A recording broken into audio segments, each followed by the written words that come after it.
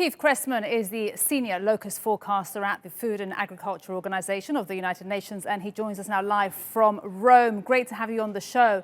I really like your title, by the way, senior locust forecaster. But please help us understand how dangerous and damaging are these locusts, and how much can they eat and destroy in a day? Well, you have to consider, of course, a square kilometer of a locust swarm can contain something between about 40 to 80 million insects. Now, each of those insects is eating its own weight in food, which is about 2 grams. Now this becomes serious mathematics, but essentially that means a square kilometer swarm can eat the same amount of food as about 35,000 people.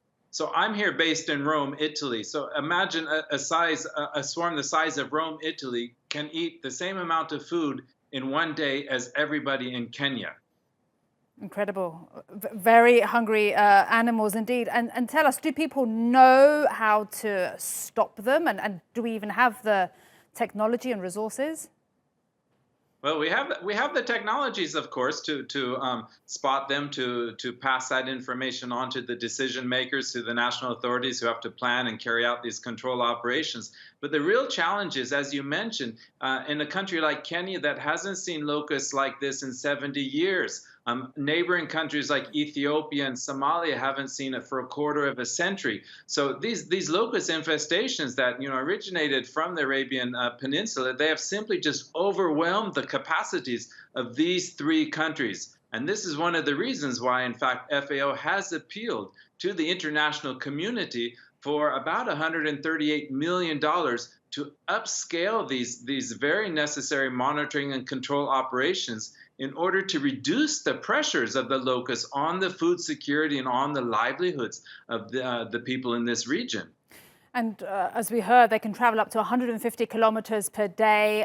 Pesticides is that an option? And that's very damaging for crops.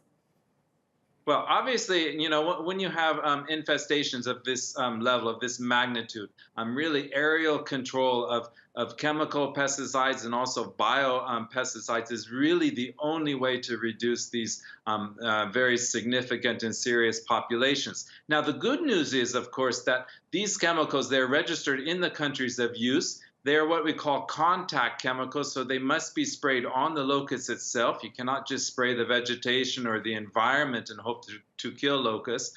They're on very low formulations, low volume formulations, so they're not spraying huge quantities of pesticide.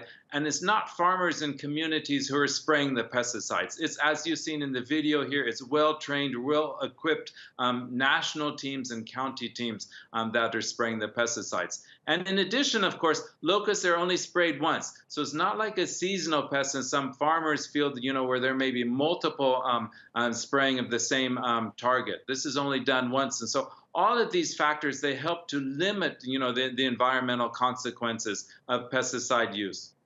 And the UN has warned of a looming catastrophe if this isn't dealt with soon. What would that mean?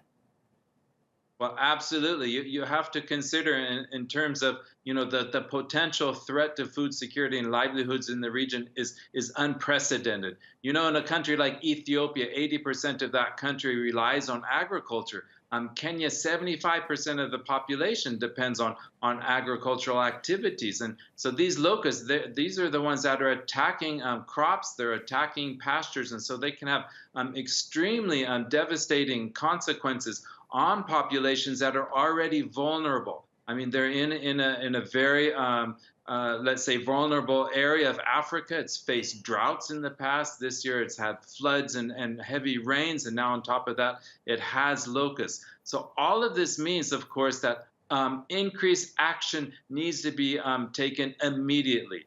You heard earlier in the video, of course, that now the timing of the locust infestations, at the moment they're in the nymphal stage, in the hopper stage, but soon they're already starting to form the new generation of swarms. And this is going to coincide with the planting season that's just about to start this month and the long rainy season. So it comes at a time, that is not good for for farmers. Just when they're sowing seeds, they're going to be surrounded by locust swarms. So in some cases, they may not plant or they may delay planting. And this will have an impact on the harvest that's coming up later at the end of the springtime.